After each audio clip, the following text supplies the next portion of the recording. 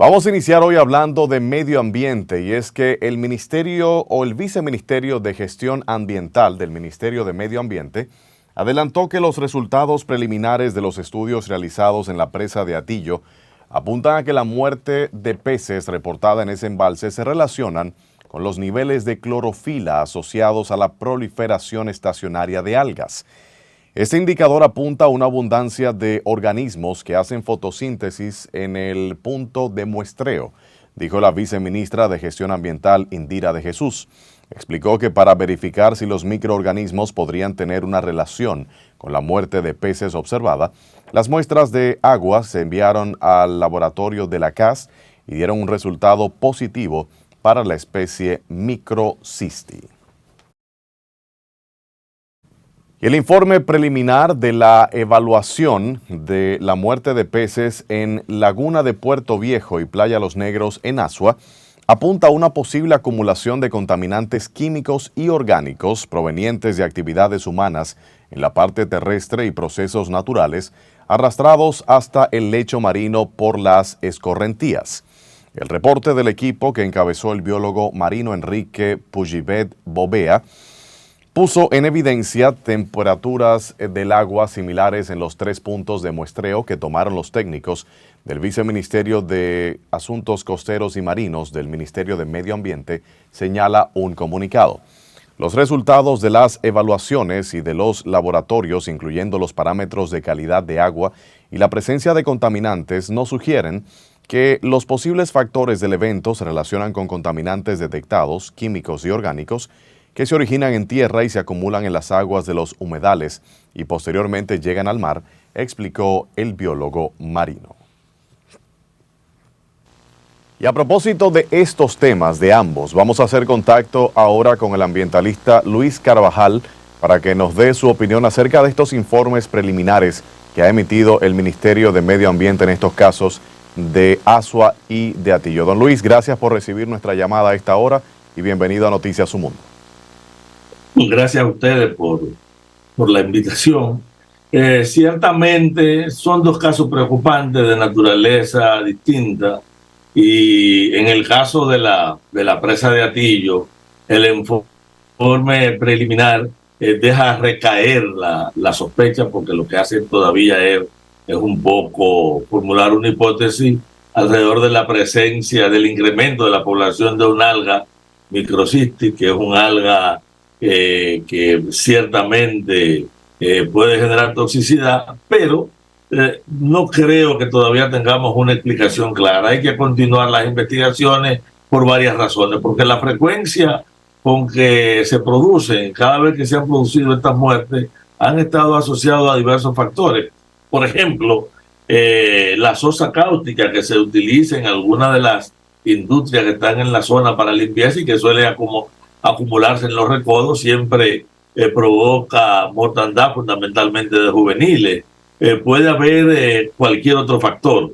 Todavía el estudio es bastante incompleto, pero permite llamar la atención sobre una presa que termina recibiendo desde los contaminantes que se arrastran de las zonas agrícolas, fundamentalmente nutrientes y residuos de pesticidas, que son esos nutrientes lo que pueden incrementar la población de algas, hasta los impactos de 3 grandes mineras, Falcondo, Cerro Maimón y Barrick.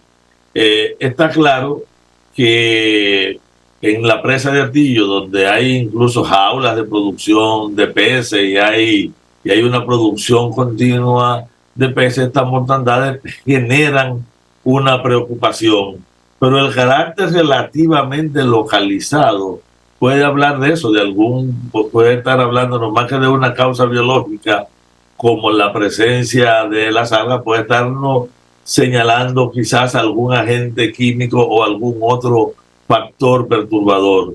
El incremento de la fotosíntesis en la zona, como afirma el ministerio, se correspondería con un incremento de oxígeno y no con una disminución. Y esto es importante saberlo ahora. El efecto tóxico de alimentarse de especies que se alimentaron con estas algas sí puede ser un factor, pero todavía hacer una afirmación tajante no es suficiente.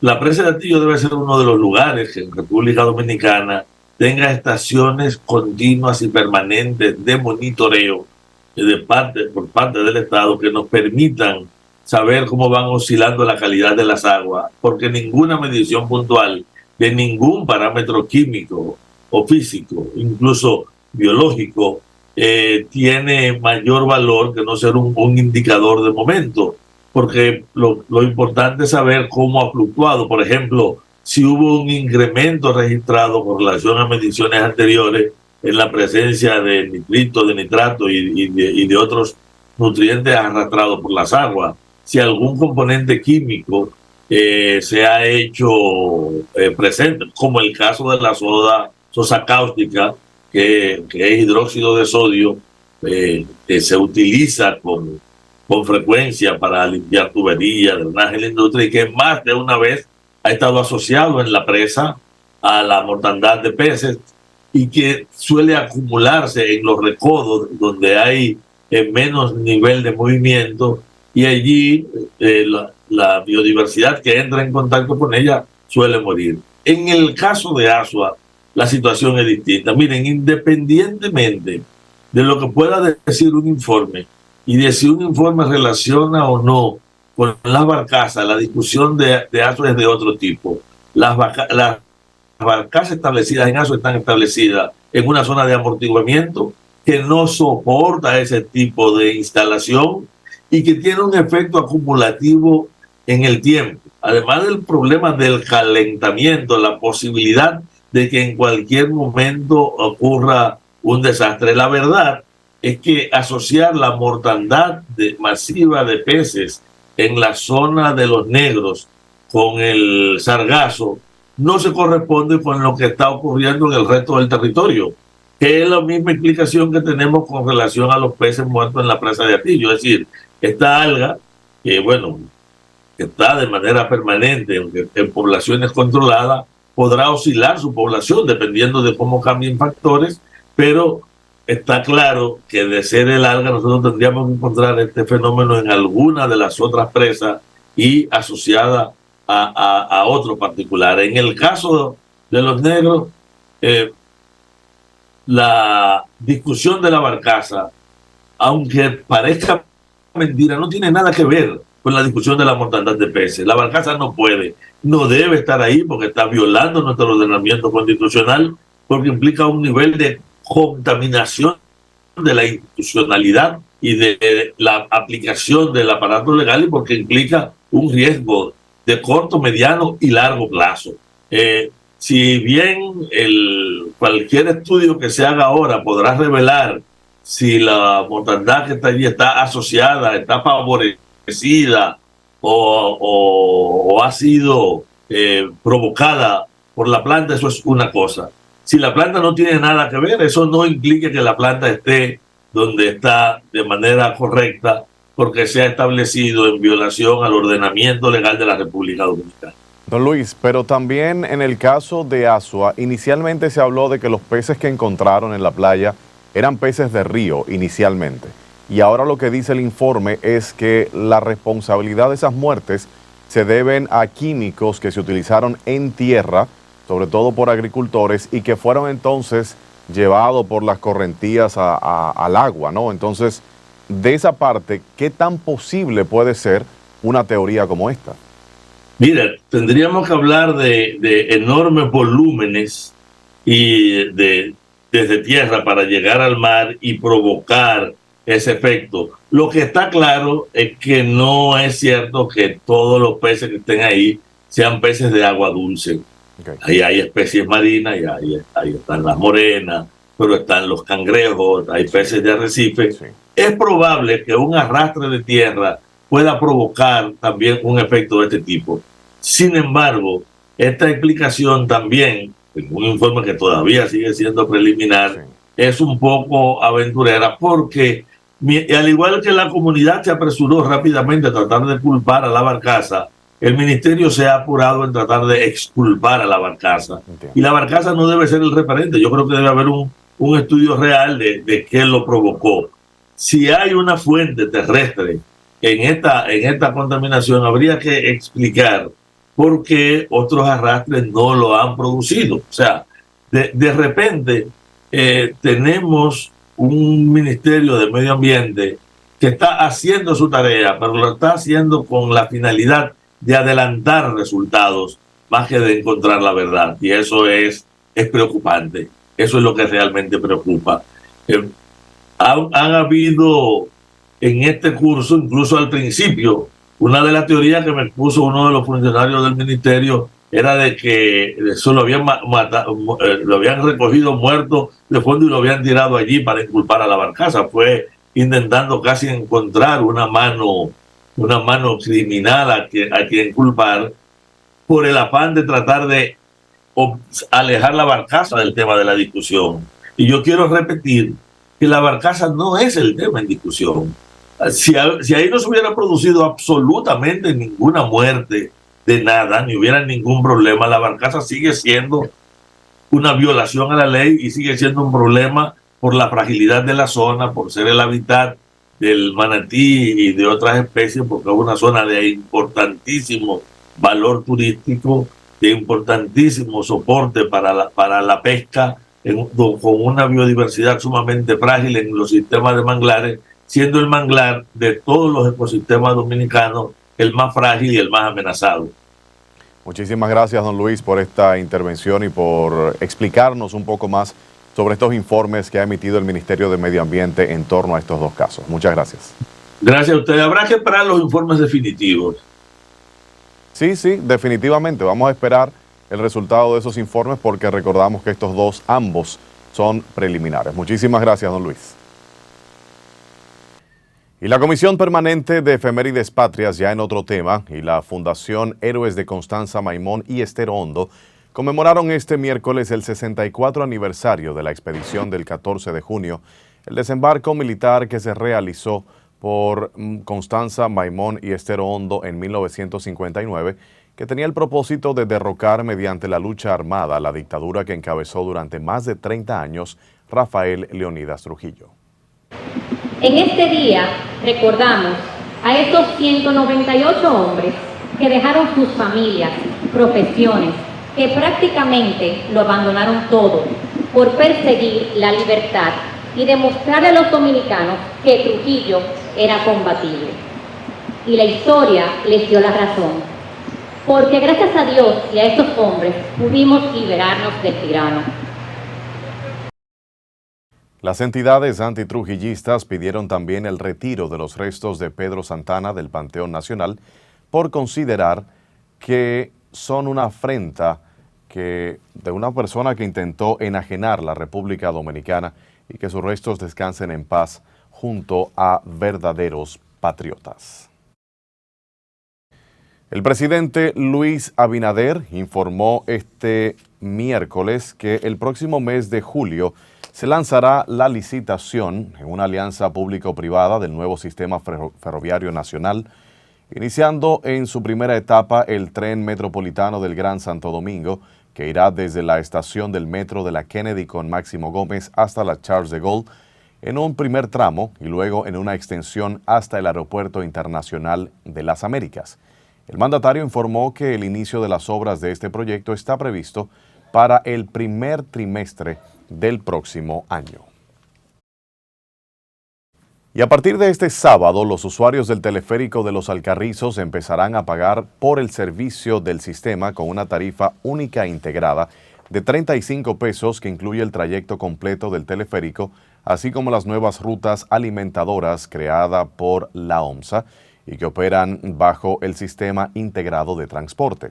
Estas nuevas rutas son las que van desde la estación Los Alcarrizos hasta el kilómetro 9 de la autopista Duarte y la ruta expreso 27 de febrero que llega hasta el Huacalito. El uso de esta tarifa integrada de transporte de solo 35 pesos permitirá a los usuarios ahorrar hasta un 35% de los recursos que dedican diariamente al pago del transporte, lo que equivale a un ahorro de 20% de la canasta básica familiar. De vuelta al país, fue recesada para este jueves a las 9 de la mañana la audiencia del juicio de fondo que se le sigue a 11 personas, entre ellos 7 policías y 4 civiles, implicados en la muerte de David de los Santos, una muerte a golpes ocurrida en abril del año pasado en el destacamento del ensanche Naco en esta capital. Yulisa Reyes informa. La decisión la tomó el primer tribunal colegiado del Distrito Nacional. En esta primera audiencia, el Ministerio Público presentó solo a 4 de los 22 testigos, incluyendo los padres de la víctima. En la continuación, se seguirá con la presentación de evidencias y testigos. El tribunal entendió que no se dan las condiciones que establece el 241 del Código Procesal Penal. Dígase que hay peligro de fuga todavía y que el plazo razonablemente no ha excedido. Los abogados de la defensa descalificaron el testimonio de algunos de los testigos, considerando que no tienen argumentos. Y dijo ese haitiano que se dedica a limpiar zapatos a las afueras del Palacio de Justicia y que el Ministerio Público le pagó, oigan bien, el Ministerio Público le pagó para que tradujera a Winter Pierre, que era el testigo estrella por parte del Ministerio Público. El caso, que lleva más de un año, esta semana podría llegar a su fase final, en tanto que el representante legal de la parte querellante pide más de 100 millones de pesos de indemnización. Yulisa Reyes, Noticias, Su Mundo. Seguimos en los tribunales porque el juez de la instrucción del tercer juzgado del Distrito Nacional desestimó la tarde de este miércoles la solicitud de sanción al abogado Enrique Vallejo, acusado por la magistrada Jenny Berenice Reynoso de litigar de forma temeraria. En la audiencia del pasado viernes, la magistrada acusó al abogado de poner trabas al proceso judicial con los objetivos de que la acusación no sea leída y de irrespetar al juez. En el día de hoy, en este proceso por litigación temeraria, hay que verlo en 3 claves o 3 momentos. En primer lugar, el procesado por litigio temerario presentó al juez y al tribunal sus excusas, reconociendo su comportamiento inadecuado en la audiencia anterior. El tribunal, luego de escuchar los planteamientos del Ministerio Público, en su motivación retiene que se tuvo un comportamiento propio de la litigación temeraria, es decir, el juez reconoce que en lo que sucedió el pasado viernes existió litigación temeraria, pero que no alcanzó el objetivo que se pretendía, que era que no se iniciara la lectura de la acusación. En aquella ocasión, la magistrada dijo que sus tácticas dilatorias son patrocinadas por el ex procurador Jan Alain Rodríguez, principal implicado en el caso Medusa. Residentes del kilómetro 8,5 de la carretera Sánchez denunciaron que se mantienen en vilo por la ola de atracos que impera en el barrio, perpetrados por delincuentes que se desplazan armados. Vanessa Valdés con la historia. Yo dije, ven, que no te van a hacer nada. No, me van a atracar, me llevan la llave con todo, dice el niño. El niño. Aterrorizados afirman estar hasta los niños en los sectores que componen el kilómetro 8,5 de la carretera Sánchez del Distrito Nacional, ante los asaltos y enfrentamientos entre bandas. Atracan mucho, a donde quieren atracan, los de salir, no hay van a atracar, los motoristas. ¿Tú entiendes? A veces uno anda con temor en las calles, por eso, porque piensa que lo va a atracar, que uno no con cartera ni con nada, porque usted sale con una cartera cuando viene a veces lo arranca de encima. Y para mí es un desastre todo. Sigue en alta, porque que no se está haciendo el trabajo. Desde arriba hasta abajo no se está haciendo el trabajo. La delincuencia sigue en alta. Uno no puede salir de noche. No está bien. ¿Por qué? Por la delincuencia. Estos comunitarios aseguran que los delincuentes burlan el patrullaje de la Policía Nacional y que la zona en las noches se convierte en tierra de nadie. Al señor presidente de la República, de que se ponga de acuerdo con el coronel de la ME y el coronel de la policía, porque le están haciendo una mala política esos 2 funcionarios del Estado que él ha puesto. Porque los motoristas, la mayoría no somos delincuentes. La mayoría de motoristas somos hombres de trabajo, con familia y hijos. Debe prestar más atención a las personas con la vida, que están matando como si fuera un pollo. Sí, yo creo que debemos llevarnos todo en paz y en amor. Los ciudadanos piden la intervención de las autoridades para capturar a los delincuentes que los mantienen con una constante sensación de angustia y temor al salir a las calles. Vanessa Valdés, Noticias Su Mundo. Y madres que tienen a sus hijos inscritos en la Escuela República de Panamá exigieron a la dirección del plantel una explicación exhaustiva sobre la muerte a golpes de un estudiante, acción ejecutada por otro alumno. Jazmín Díaz con los detalles. Las madres que llegaron a este centro educativo con la intención de retirar a sus hijos ya se sienten atemorizadas por la situación. Me siento atemorizada, incluso vine a ver si puedo retirar a la niña de la escuela. Estas afirmaron que no es la primera vez que sucede una situación como esta, por lo que consideran que sería lo mejor que las autoridades policiales intervengan en el centro educativo, debido a las bandas que supuestamente allí funcionan. Y el niño mío tuvo un caso con un grupo. Él no se quiso introducir en la pandilla y el grupo lo acosaba mucho. Cuando pasó el caso de mi niño sí hubo una reunión con los padres. ¿Y qué se trató? ¿Qué se trató? Se trató de que, o sea, quedó en palabra, porque no se solucionó nada, quedó en palabra. Los niños sí no siguieron acosando al niño mío, pero sabrá Dios con cuál. ¿No siente miedo de ir a la escuela? Por eso al principio sí, no quería ir. Yo no quisiera que ninguno a mis hijos le pase eso, ni a ningún otro hijo, otro muchacho que le pase nada de eso. Lo que yo pido es que eso que mataron a ese niño, que sea lo que sea los papás del niño que van a la cárcel, porque eso no puede estar sucediendo aquí. El pasado lunes falleció el adolescente Jayron Almanzar Cabrera, de 12 años, quien murió mientras recibía atenciones médicas en el Hospital Infantil Robert Reed Cabral, tras permanecer 20 días ingresados después de recibir una golpiza que le propinó un compañero de clase. Jazmín Díaz, Noticias Su Mundo. El Hemocentro Nacional del Ministerio de Salud Pública y la ARS Banreservas celebraron este miércoles el Día Mundial del Donante, con un llamado a la ciudadanía a donar sangre gratuita y repetitivamente para salvar vidas. Veamos los detalles con Víctor Erasme. La conmemoración del Día Mundial del Donante encuentra a la República Dominicana con un déficit en esta materia de alrededor de un 50%, según explicaron el doctor Pedro Sin, director del Hemocentro Nacional, y Modesto Díaz, vicepresidente de la ARS Banreservas. Necesita 16.2 por cada 1.000 habitantes como donantes. La realidad nuestra es que ahora, en estos momentos, estamos rondando entre 7 y 8. Es decir, que nos falta incrementar la mitad de la tasa de donantes aquí en la República Dominicana. El doctor Pedro Sin y el representante de la Organización Mundial de la Salud, Roger Montes, destacaron los esfuerzos que se hacen en el país para fomentar la cultura de la donación. Y el donante voluntario no está buscando nada más que la satisfacción personal, de manera altruista, reconocer que él está ayudando a salvar no una vida, muchas vidas.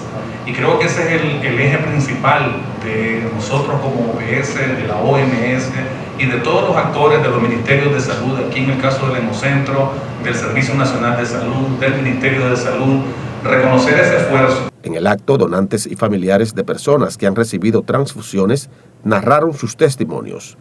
Que con tan solo 15 minutos de mi vida, 15 minutos, cuando no 10, de hecho lo hice en 7 en mi primera donación, en 7 minutos de mi vida y un poco de líquido que se repone de manera natural, yo puedo salvar 3 personas. La familia ha cambiado muchísimo porque el proceso para conseguir la sangre para mi sobrino era traumático. Desde hace poco menos de un año nosotros estamos trabajando de la mano con el Hemocentro y ya pues todos me conocen, que siempre estoy ahí, ya yo puedo darle la sangre a Daniel y pues tenemos este líquido en nuestras manos en el tiempo que lo necesitamos. El 14 de junio de cada año se celebra el Día Mundial del Donante de Sangre para agradecer a los donantes voluntarios no remunerados y concienciar de la necesidad de hacer donaciones regulares para garantizar la calidad, seguridad y disponibilidad de sangre y sus productos, lo que ayuda a salvar millones de vidas al año. Víctor Erasme, Noticias Su Mundo. Los ministerios de Industria y Comercio, así como el de Salud Pública, firmaron un convenio para que sus colaboradores y familiares donen sangre para salvar vidas. Daniel Rivera, ministro de Salud, manifestó que la sangre es importante y también necesaria, pues si a una persona le tocan la vena humeral, se desangra y en 3 a 5 minutos muere. Y si le afecta la arteria humeral superior, en 30 segundos pierde el conocimiento y fallece.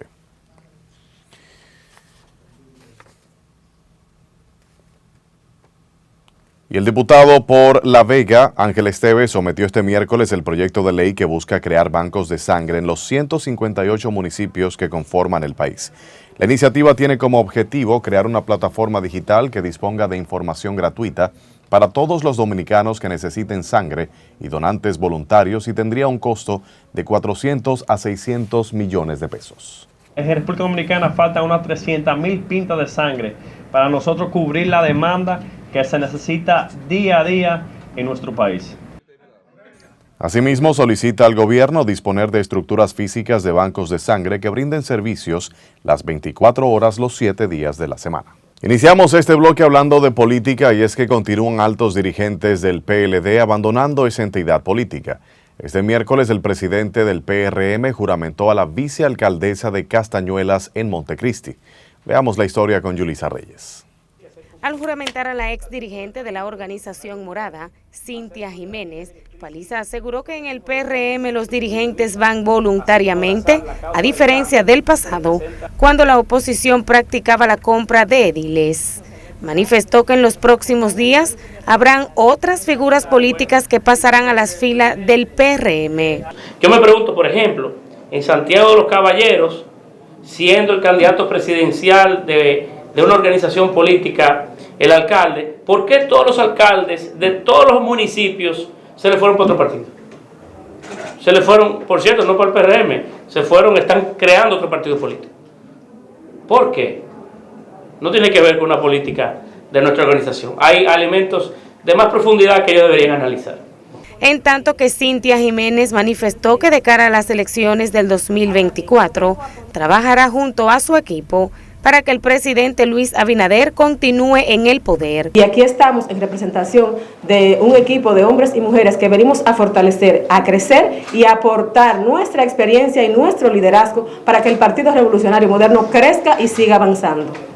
En ese sentido, el senador por Montecristi, Moreno Arias, refirió que la alta dirigencia del partido de gobierno seguirá trabajando y mantiene las puertas abiertas a todo aquel que quiera ser parte del Partido Blanco. En la provincia de Montecristi, donde se están construyendo obras por más de 135,000 millones de pesos y observando el cambio que da la sociedad política en República Dominicana, con políticas públicas diferentes, sin corrupción, sin impunidad, y bajo ese grandioso trabajo del Partido Revolucionario Moderno, ella ha dado decidir este paso de avance para el desarrollo de su municipio. Al referirse a la compra de alcaldes, Paliza dijo que el PRM no ha incurrido en esa práctica, misma que aseguró la oposición ejercía cuando estaba en el poder. Yulisa Reyes, Noticias, Su Mundo.